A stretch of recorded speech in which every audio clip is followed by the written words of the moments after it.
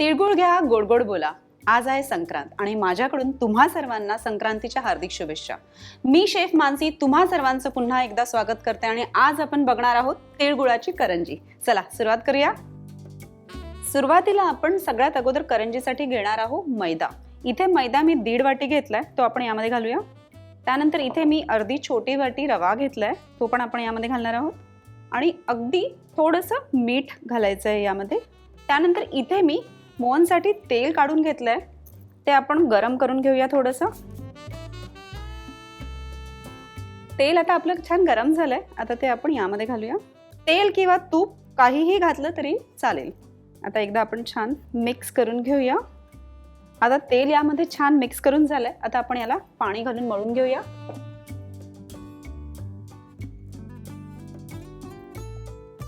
आपली करंजीची कणिक जी आहे ना ती छान मळून झाली आहे. आता आपण एक 10 मिनिटं त्याला जरा बाजूला ठेवूया रेस्टिंग टाइमसाठी आणि तोपर्यंत आपण सारणाची तयारी करूया.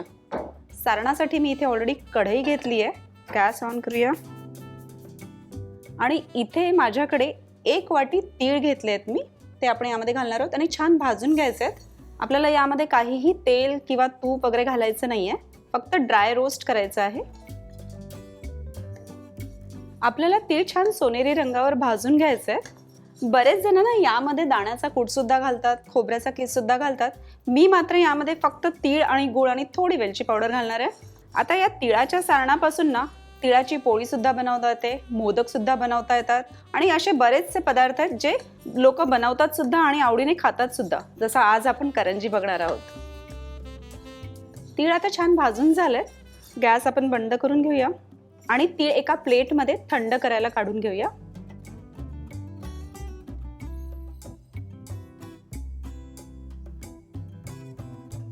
इथे जो गुळ आपण वापरणार आहोत तो आहे चिकट गुळ. हा बाजारात अगदी इझिली मिळतो. तीळ गुळासाठी स्पेशली हाच गुळ वापरतात.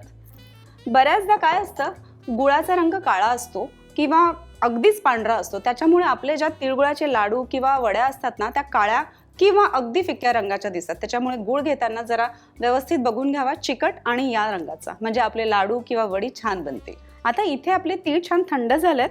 आता आपण ते मिक्सरमध्ये घालूया. आता आपण यामध्ये 1 वाटी गूळ घालणार आहोत. आपण 1 वाटी तीळ घेतले होते म्हणून 1 वाटी गूळ सुद्धा घेणार आहोत. आता त्यानंतर आपण घालणार आहोत इथे वेलची पावडर. इथे मी 2 वेलची बारीक करून घेतल्या, त्या सुद्धा आपण घालणार आहोत. आणि आता याला छान बारीक करून घेऊया.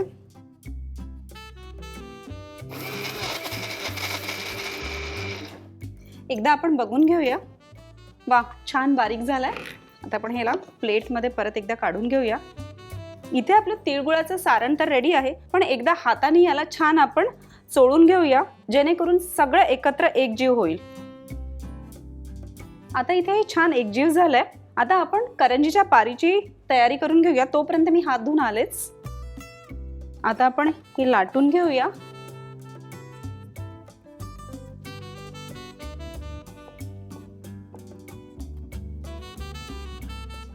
आणि जे हे कटर आहे आपलं, त्याने आपण याला शेप देऊया. खरं तर आपण डायरेक्ट सुद्धा भरू शकतो, पण मग सगळ्या करंज्या आपल्या सेम नाही येणार, म्हणून आपण कटरचा यूज करतोय.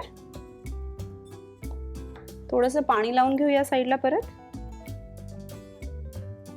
आता आपण यामध्ये सारण भरूया.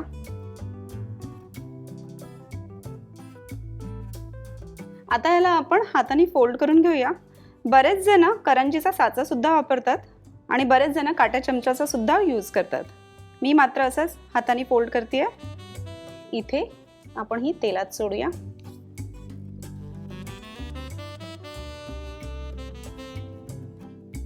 आता अशा प्रकारे आपण बाकीच्या करंज्या सुद्धा बनवून घेणार आहोत.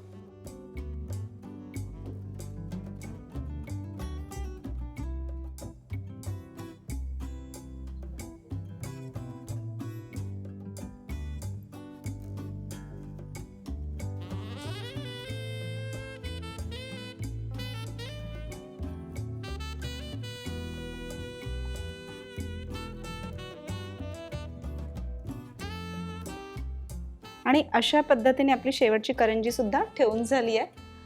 अतिशय सोपी अशी पद्धत आहे तिळाच्या करंजीची. एकदा तुम्ही सुद्धा करून बघा आणि मला कळवा कशा झाल्यात. अशाच छान छान रेसिपीजसाठी बघत राहा रुचकर मेजवानी.